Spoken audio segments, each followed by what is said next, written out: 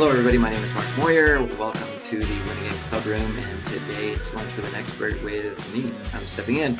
And what I want to talk about today there's three critical, in my opinion, steps and sort of things that you should be doing to prepare for every single business meeting. And this is something that I often do to prepare people for interviews as well, because it's the same sort of mentality. And most of the time, many people will go into a meeting almost winging it a little bit, almost thinking, I'm just going to see what this person has to say. I'm going to try to sell my thing or propose whatever I'm proposing and just see if they'll bite. Or I'm going to listen to this vendor and see what they've got to say. It can go both ways.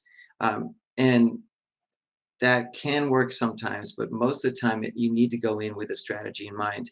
And the strategy in mind should never be around solely what are you trying to accomplish from it, but really trying to figure out, well, what is it that they're trying to accomplish also.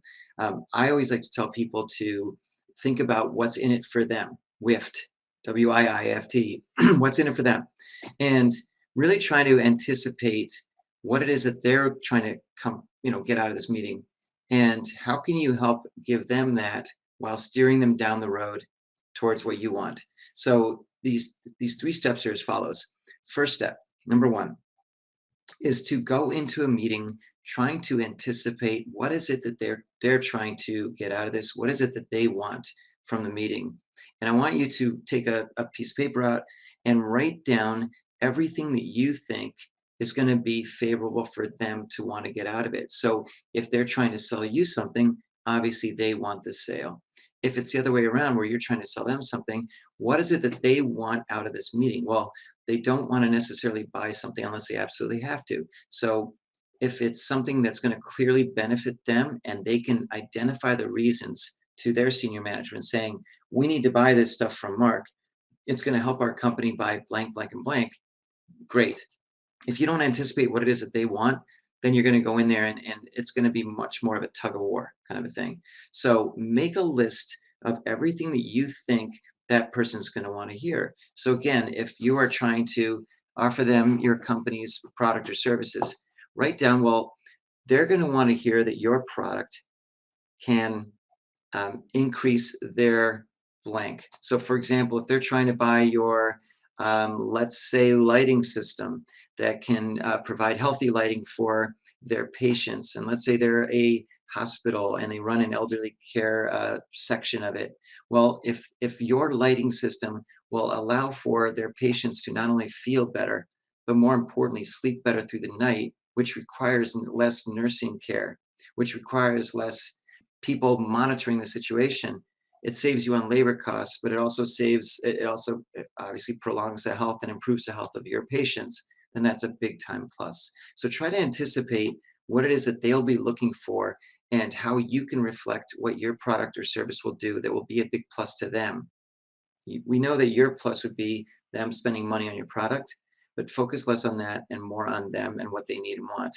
So make that list in advance and then think to yourself, okay, now if I know that they'd be looking for, let's say, lower nursing costs because the product allows for this, for their patients to sleep through the night better, well, then how can I present it in a way that checks that box for them? So you could say, for example, well, studies have shown that this particular lighting system has has led to a better, deeper, longer REM and deep sleep for elderly patients, and in fact, anybody, but especially elderly patients, and they'll sleep through the night better, which really allows for less supervision and less nursing, which we've seen in other hospitals a savings of up to $50,000 a month. Well, if they hear that, then suddenly they're like, whoa, we can save all of that by installing this maybe $50,000 installation over the course of a year. We're going to be saving $550,000, whatever it might be. So it's something where if you start mapping out a strategy in advance of, okay, what are the benefits that they're going to want to hear that's going to really help them, not coming in there. So one of the things I like to say is, don't sell yourself, allow yourself to be bought. And what I mean by that is that there's a tendency that we have, whatever we're doing, we like to sell everything. Like we sell our entire menu. Here's everything about Mark. Here's everything about my product or service. Here's everything about my coaching. When it turns out that the people may only need a little bit of that. they're only ordering one item or two items off the menu, not the whole entire menu. So instead of focusing on selling everything you've got, find out what it is that they want, what is it that they need, and only addressing that. Allow them to buy versus selling. And then another analogy is, if you walk into a clothing store, there's going to be the one situation where the guy comes running over and says, "Hey, listen, we got all these sales going on, and here's this, here's that," and you kind of want to go like, "Get away from me," right? But instead, if the guy comes over and says, "Hey, listen, I'm over there folding khakis or whatever it is, but listen, if you need anything, I'm happy to find your size for you." He's allowing you to buy versus selling you. So it's the same sort of thing here. Anticipate what it is that that person really wants, make a list of that in advance, and really plot out sort of a game plan on how you can, in as few words as possible, address what that person needs. Now, one of the things I talk about with networking, and the same goes with any sort of business meeting, is the whole idea of ask questions. So it's really important to constantly have a conversation going where instead of you selling, again, you're allowing them to buy. All right. Now, the second critical step, and this is really an important one. A lot of times, a buying person in a meeting will throw up objections. They'll say, well, we don't have the budget for that, or we don't see how investing this will really benefit us, or whatever it might be, or does your lighting system come in orange, or whatever hell it is, right? Um, it's really important to go into those meetings anticipating those objections and really mapping out a strategy in advance on how you can address them. So, for example, if someone says, we really don't have budget for this right now, well, they're almost always going to say something like that. The best way around that is to instead talk to them about the cost associated to them if they don't use your service or your product. What is the opportunity cost? And the reverse, if they don't use it, they'll be losing X because they could be having Y. All right. So, for example, with the lighting system, again, it might be something where you say, look, you're absolutely right. It's going to cost you $100,000 to install the system today. That's going to be a minus 100,000. But you will, over the course of time, be spending $50,000 extra per month on nursing and supervision and so forth that you don't need to do when you install this. So today it's $100,000. At the end of the year, you'll be ahead $550,000. That's the cost of not using us right now. Or sometimes I talk about my coaching where I'll say to somebody, listen, right now you're out of work. Yes, my coaching might cost $5,000 a month, but in the course of a month, if you're not working and you used to make $100,000, well, suddenly you're out $8,500 by not working. Every week you don't work, you're losing $2,200. $2,200 by not working that week. And if you're starting to look at jobs that you really don't want to do, you're going to land something that you really don't want to be in that's going to cost you. So if I'm able to help you over the course of 1 month, get a job not only much sooner that you'll be earning those $2,000 a week, but even more importantly, be doing something you truly love doing, then that 5,000 goes away immediately because you will now have the benefit of my advice and my coaching over the course of the rest of your life and your career. And it's only cost you that initial $5,000. So there are ways to do it where you're addressing it in a way that you're showing what are the costs, like what is a mistake that they might make by not investing in you. And you can also bring up how you've talked to people in the past that have said, geez, I really wish I'd gotten Mark's coaching 5 years ago. It would have meant the world to me.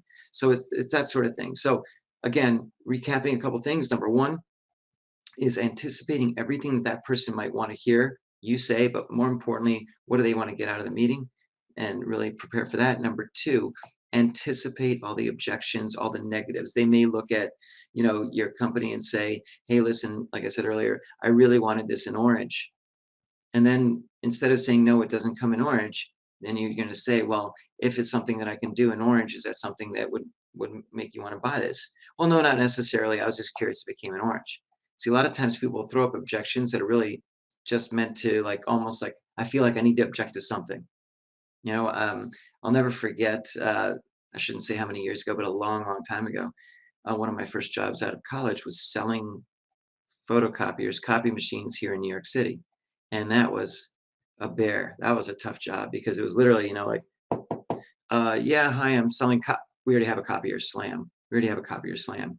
So it had to be something where I needed to get in there and demonstrate to them that my copier would save them money and produce better copy quality and increase their volume and that sort of thing. And what was interesting is a lot of times when I'd be doing demonstration, someone would say, "Oh, well, does that copy in color?" Right? And so the initial sort of thought would be, "Yeah, of course it does." But then they would say, "Well, you know what? That's something I'd never use, so never mind. Thanks for coming anyway." And you'd be like, "Oh my God." So you have to train yourself to say, "Well, is that something you'd ever use?" Anyways, getting into sales training now. But the point being that if you go into these meetings, number one, fully prepared for everything that they may want to hear and be concerned about. And number two, be ready for any objections they may have. Then you're really ready. And that sets the stage for the third part. There's always a third part where people will say, "Hey, do you have any questions for me?" Or you may say, "Do you have any questions?" Right? And the tendency is to stay in the meeting box. And what I mean by that is there's a tendency for people to ask questions about, "Well, yeah, I was wondering about that lighting system. Tell me more, blah, blah, blah, blah, blah." Instead, what I tell is that if you are going into a meeting, always have a few questions teed up about that person. And the most important thing to do is to let that person show off to you their expertise. So this is what I mean by that. Let's say I'm talking to the person who's in charge of, um, you know, uh, installing, let's say, lighting in a hospital. I think I was going with that, right? Um, what I might do is instead of talking so much about my stuff, I want them to feel that I appreciate their expertise. So I might say to, Sue or Bob or whatever it is, Sue, I'm a little curious to hear more about some of this lighting systems that you've seen before. And what do you think that lighting is really important? Tell me more about that. Oh, well, blah, blah, blah, blah, blah, blah, blah. When you get someone else to do the talking, while they're talking, they're thinking, you know what, I like this person because they really care about my opinion. Not too many other people ever ask for my opinion. And here's this person asking for my opinion. I really like this person. So it's a subconscious thing that's putting you at the top of the list or, giving you a much better chance at the sale or whatever you're trying to achieve. So always ask for other people's advice. Say, hey, listen, I was thinking, you know, um, in the hospital space, I've got actually an elderly. My mother is a little bit older, and I was just wondering, based on what you've seen here, what are some of the best ways for someone who may be losing their mobility to get around? Oh, well, thanks for asking. Blah blah blah blah blah. Again, it's so important in this third chunk to have it in your dialogue that you make sure to get them to show off their expertise, to talk to you about what they know a lot about. So, and that goes for almost anything in any place, especially if you happen to have an expertise in an area, and they know that, but then you ask them about it also, they're going to be saying, wait a minute, Mark just asked me about that, but he already knows about that stuff. Wow, that's pretty cool that he wants to know my opinion. I like to tell people, you never walk into a restaurant or a bar and you see your friend there. It's not like I walk up to somebody and I say, "Hey Bob, great to see you. I'm just curious, what's your opinion about the Yankees this year?" No, I say, "Man, Yankees are going to suck this year." And then Bob will say, "No, they're going to be great because blah blah blah." We tend to never ask other people for their opinions because we know that they're going to offer them. So in any sort of a meeting, if you ask someone else their opinion, automatically they're flattered. And look, whether you agree with it or not doesn't matter. The point is that you're demonstrating to them that you value their existence and their sort of participation in that meeting. And when they feel that they're being valued, suddenly their opinion of you increases. So just to tie a string around these three things, I mean, there's a lot more stuff too, but for the most part, I wanted to talk to you today about three important and critical steps when meeting anybody for any reason, whether it's business or an interview, whatever it might be. Number one, really anticipate in advance. Do your research. Look into not just the company, obviously, that you're trying to do business with, et cetera, but also the person themselves. Take a step, look at their LinkedIn profile, look at their social media, look at their website and so forth, and get a better feeling about the person themselves. And then, so number one, really anticipate everything that they may want to hear from you and, what kind of needs that you can offer them that will satisfy who they need to satisfy on their side. Number two, anticipate all the objections, all the concerns they may have, and really be ready with answers for those. One thing I want to throw in there, In those answers, if they have an objection to something, try also your best to do it in a format that I call PNP, capital P, little n, capital P, meaning positive, negative, positive. Make sure your answer starts off, if it's a negative based question, if they say to you something like, you know what, I don't think we can afford this right now. Come back with a positive, negative, positive statement where they will remember the start positive and the end positive and barely remember the middle. And what I mean by that is if they say, well, look, Mark, I don't really think we can afford your lighting system. I come back and say, well, I'm I'm not surprised to hear that because lots of people say that. But the good news is not only is this system affordable, but it's an incredible way to save money. And even though some places may not be able to afford it initially, we have the opportunity to have the lighting system installed in advance. So you start seeing the savings month after month after month.